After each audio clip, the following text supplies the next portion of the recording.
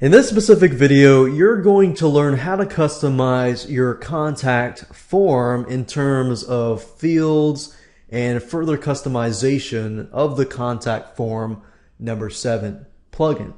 So right now I am looking at the contact form, the one that we were previously looking at in the previous video, and what I want to do now is simply to show you how to create the form. Now, if you look at the default form, you will notice that it has these tags, the bracket, P bracket, and then you have these tags. The best way to go about doing this is to just copy and paste. So let's say, for example, that, okay, so I got their name, I got their email, I've got their subject line, and I've got the message. Let's say, for example, that I want to create a contact form for a quote for a specific company. So let's say, for example, we'll use the Funny T-shirts site. And in this case, let's say, for example, that I want to gather, let's say, the name, the email, I don't really care much about the subject line, so I'm going to go ahead and delete that. I'm going to have a standard subject line that says maybe T-shirt inquiry. So every time somebody submits it, I get that, and I can simply reply to that. And I got the message, got the send button here. But let's say that I'm going to put the message here, and I want to put T-shirt size or something. And let's say I'll do a drop down menu.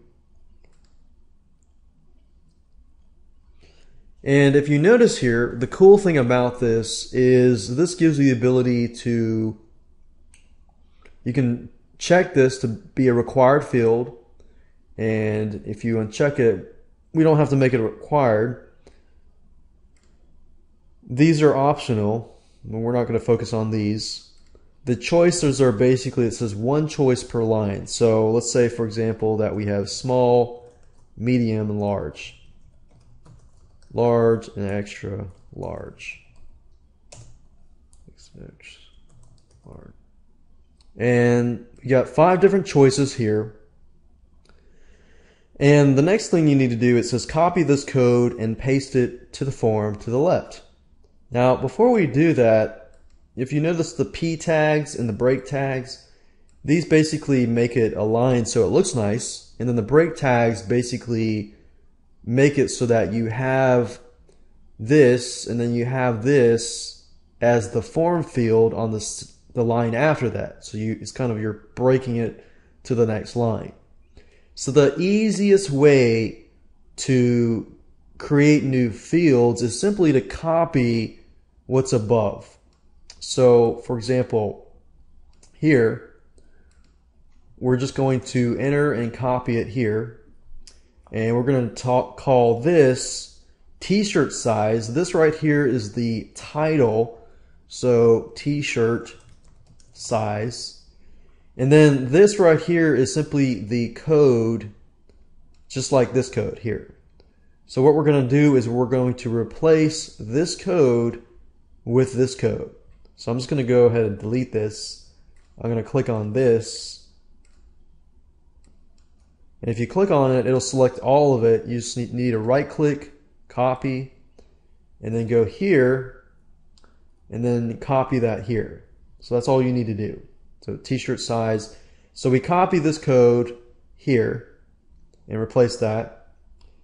And if you want to make other fields, you can do that. You just need to replicate exactly what I did earlier, which is copy this, paste it, replace the text, and then replace the code with this. Let's say that I'm satisfied with this. The next thing I need to do is to put this code into the mailed fields below. So I need to click on this, right click this, and as you can see, this information, the name and the email, It's going to be here.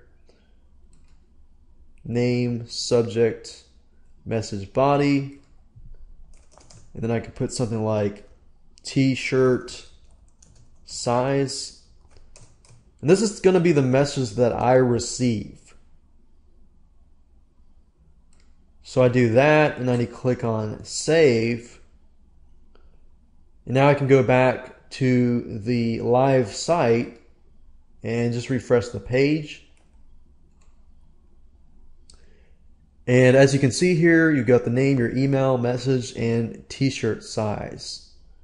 So it's really that easy.